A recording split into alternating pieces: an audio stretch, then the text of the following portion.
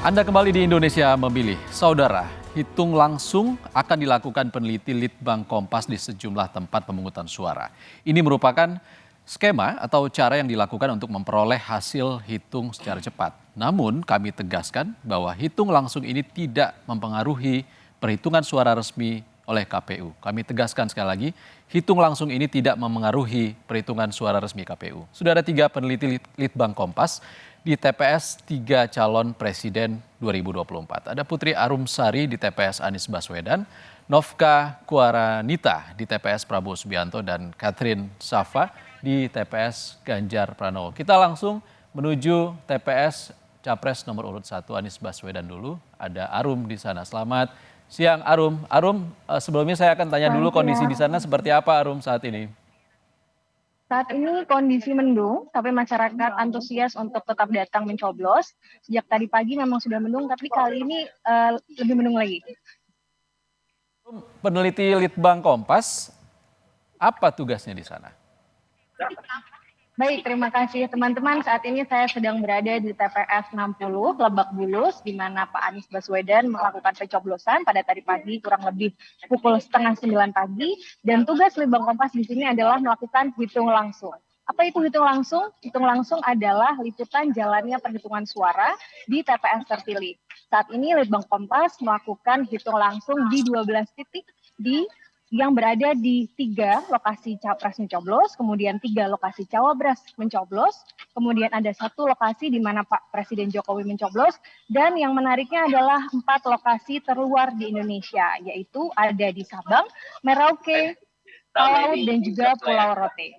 Kenapa? Dan 1 lagi, maaf, ada di lokasi perbatasan Indonesia-Malaysia yang ada di Sebatik. Kenapa kami memilih 12 titik ini? Tentunya yang pertama karena 6 capres dan cawapres ini tentu menjadi atensi publik dan menarik untuk kita ikuti posisinya saat ini. Dan kemudian yang lainnya ada di daerah remote, tentu menarik juga kita ingin mencari tahu bagaimana kondisi masyarakat, antusiasme masyarakat memilih di daerah-daerah terluar di Indonesia. Sama seperti yang tadi disampaikan bahwa hitung langsung ini bukan atau tidak akan mempengaruhi perhitungan resmi dari KPU. Demikian.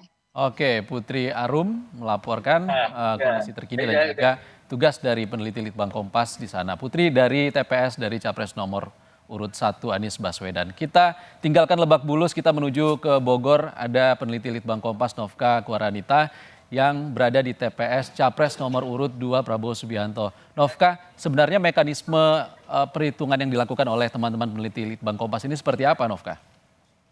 Oke, jadi setiap peneliti yang ditugasi untuk meliput di 12 TPS terpilih itu dibekali dengan tablet yang sudah dipasangi sistem untuk membantu kami menginput data ketika nanti ada perhitungan suara untuk pasangan calon presiden. Jadi nanti setelah pemungutan suara dilakukan dan sudah selesai dan panitia KPPS melakukan perhitungan suara, kami juga akan secara real time menginput data tersebut di sistem ini. Jadi tampilannya seperti ini, tabletnya gitu. Jadi di 12 TPS itu masing-masing dari kami akan membawa ini. Ketika nanti ada pasangan calon yang mendapatkan suara, kami akan menambahkan suara dengan mengeklik di foto pasangan calon dan calon presiden dan wakil presiden. Kemudian jika ada kekeliruan, juga kami akan bisa menguranginya di tombol minus di sebelah kiri. Kami akan melakukannya sampai perhitungan suara selesai dan kemudian akan mengirimkan data ini ke pusat data di Jakarta. Setelah itu kami juga akan melakukan pemotretan form C1 untuk verifikasi data sehingga kesalahan bisa dihindarkan. Oke, Novka, kita dari Bogor menuju ke Semarang, Jawa Tengah. Di TPS Capres nomor urut 3 Ganjar Pranowo ada Catherine Safa di sana. Catherine, setelah data dikumpulkan oleh peneliti Litbang Kompas yang berada di TPS-TPS, lalu apa yang dilakukan terhadap data ini? Baik, terima kasih. Jadi saudara, setelah peneliti memasukkan data melalui aplikasi yang sudah kita simulasikan bersama sebelumnya, data perhitungan tersebut akan langsung terkirim secara otomatis ke dalam dashboard pusat data Kompas yang ada di Jakarta.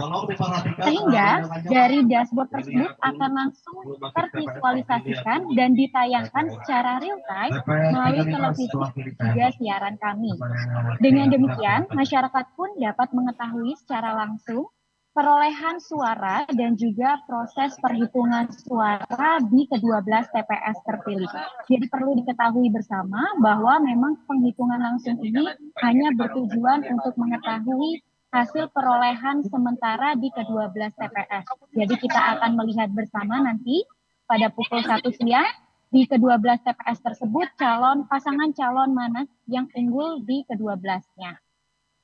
Dan perlu ditegaskan kembali saudara bahwa memang hasil perolehan hitung langsung ini hanya bersifat sementara dan tidak merepresentasikan hasil di Indonesia secara umum. Oleh sebab itu, hasil perhitungan langsung ini juga tidak akan mempengaruhi hasil akhir dari KPU nanti.